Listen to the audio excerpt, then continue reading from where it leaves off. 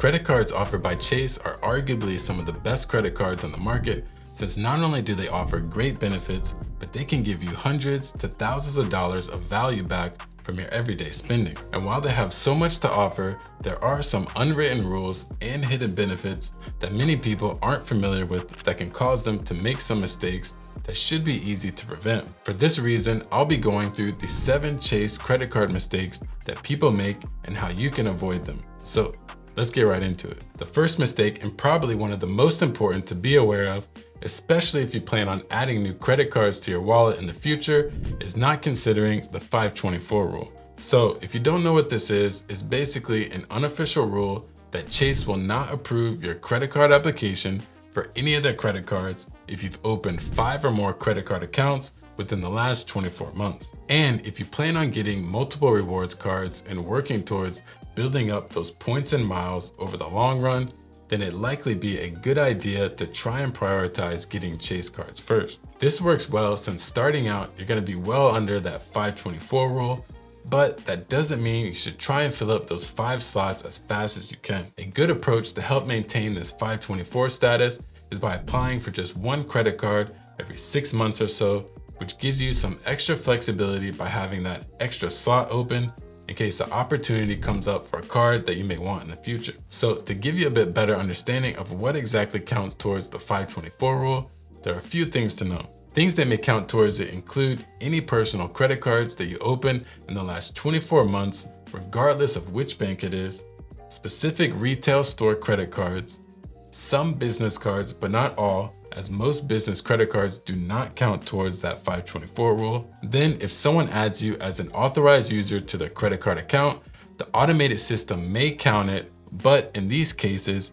you can reach out to the Chase reconsideration line to work around this so it'll no longer count towards your 524. Just be sure to keep the 524 rule in the back of your mind while taking your time to choose wisely about which cards you apply for and when you apply for them. The second mistake I want to mention, which is an easy one to prevent, and a lot of people don't realize you can do this, and that mistake is not combining points between family members. I think for most people, they're more familiar with being able to combine those Chase points that you earn from different Chase cards under the same account, which if you don't know, is done by simply heading over to the Ultimate Rewards page and going to the Rewards Details tab, then selecting Combine Points. And from there, you can select whichever card you'd like to make the transfer from and the card to transfer to, along with how many points to transfer. Now, when it comes to moving points to another family member, it works a little bit differently. Based on Chase's terms, the person has to be a member of your household, so technically they don't need to be a family member. This could also be your significant other as long as you have the same address. How this works is for the first time you want to transfer points, you'll need to give a call to Chase's customer service. From there, you'll need your other member's card and account info so the card can be linked to your own account.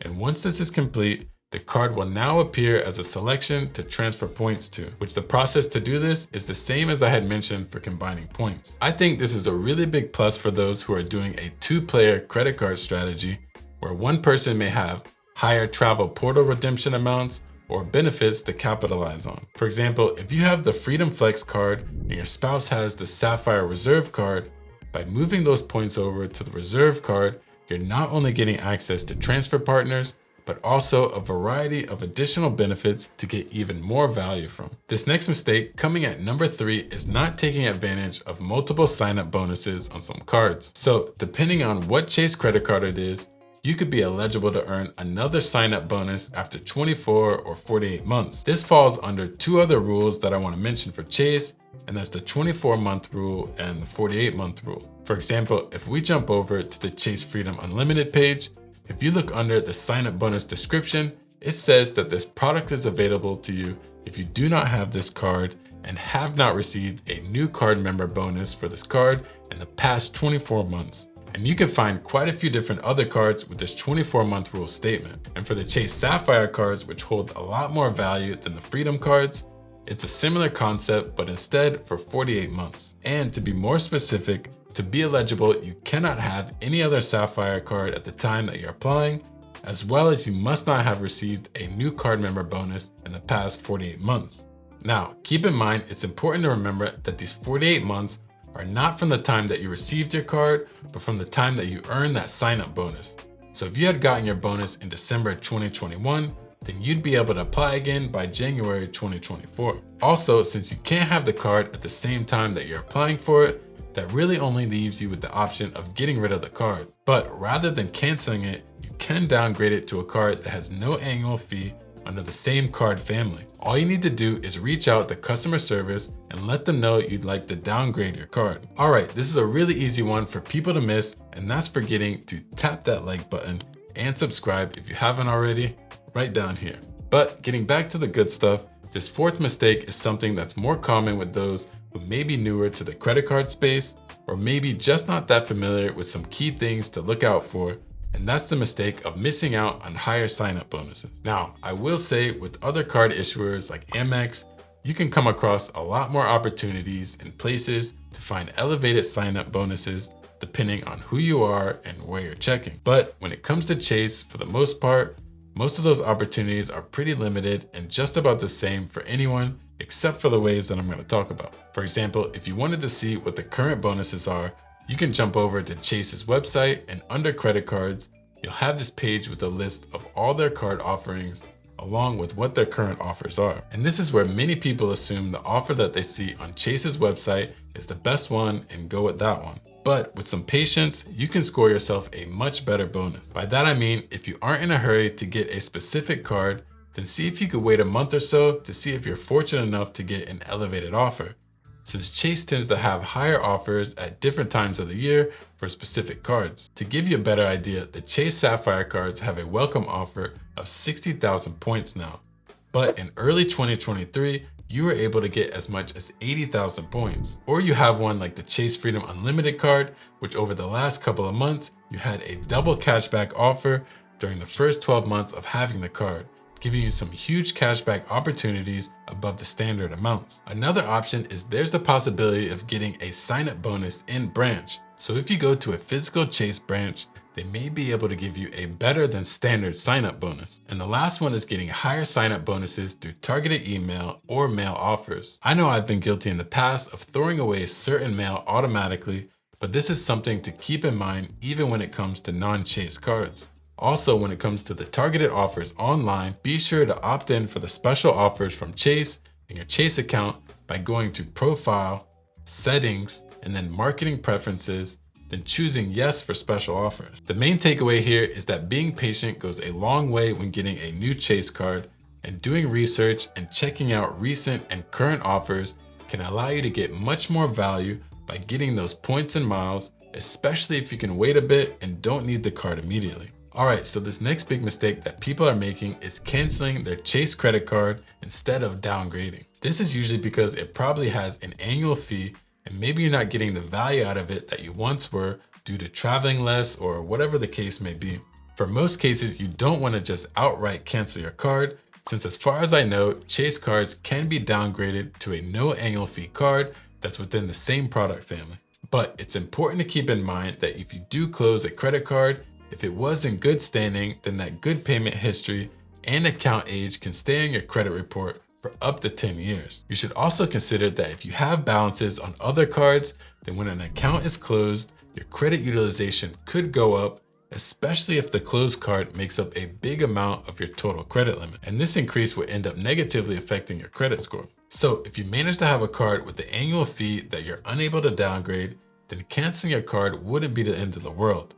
But if you do have the option to downgrade, then this should be your first choice. Like I had talked about earlier with getting multiple sign-up bonuses using cards like the Chase Sapphire Preferred or Reserve card, downgrading is required in order to take advantage of these bonuses again. Or even in the case where you had one of the Sapphire cards and wanted to downgrade because of the cost, then you could do a downgrade to a card like the Chase Freedom Unlimited or Chase Freedom Flex card, which has no annual fees, and you'll still maintain the credit account history from the previous card. More importantly, if you only had the one Chase card and you decided to cancel your card, any points you've earned on your account, you risk losing them.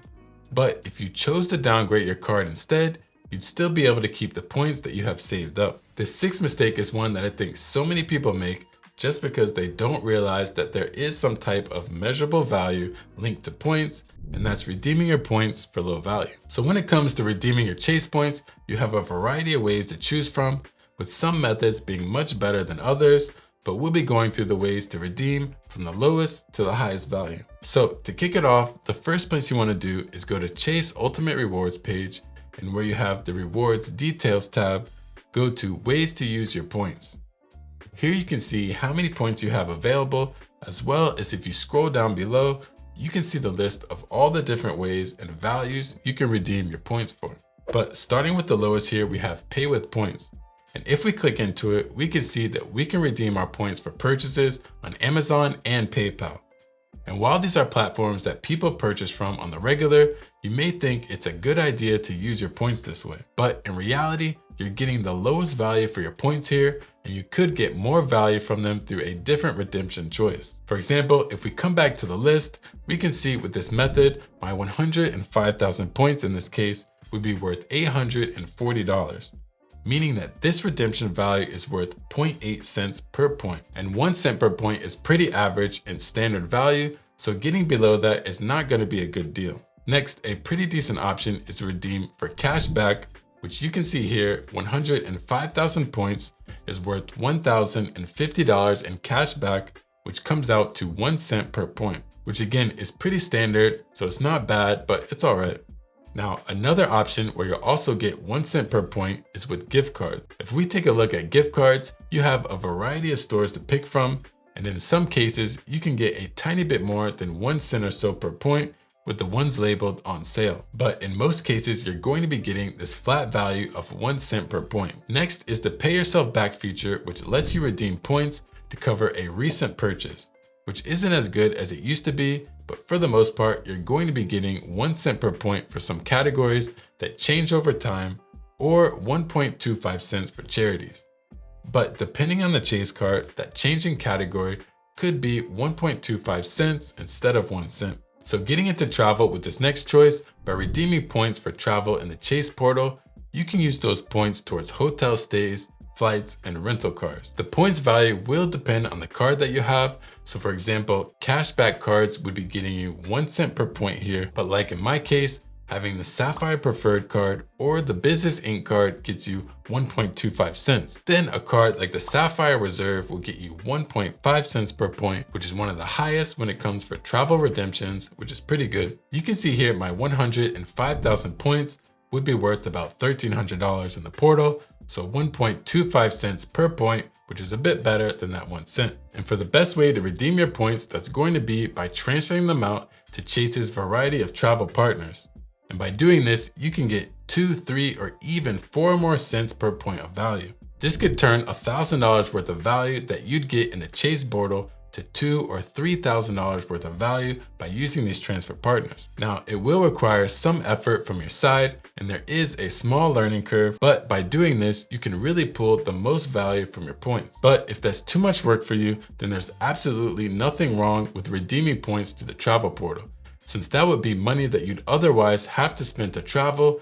And in reality, regardless of wherever you're going, you're creating a new experience for yourself or with friends and family, and you really can't put a price on that. This next mistake doesn't come to mind for a lot of people, and that's not applying for business cards. Chase offers some great business cards that typically come with some nice sign-up bonuses as well. And by business, this doesn't mean that you need to have a storefront or even a website. If you have a hobby or side hustle that's earning you some money, you don't need to be incorporated or have employees. Or even if you're planning on starting a business, it's enough to be able to get approved for a Chase business card. Now, while having and using a business card will help make it easier to organize the separation of your expenses when it comes around to tax season, you also have the benefit of earning cash back or points on spending on certain business categories, as well as getting that sign-up offer. If you go to the Chase website and head to business credit cards, you can see the variety of different business cards that Chase has to offer. For example, the Inc. Business Preferred has a 100,000 points bonus offer after spending $8,000, which is $1,000 cash back or a minimum of $1,250 towards travel. So that's a pretty generous offer. This card was one of the first business cards that I had gotten, and I believe I had the same bonus offer a couple years ago. I also think I may plan on getting another one sometime later this year,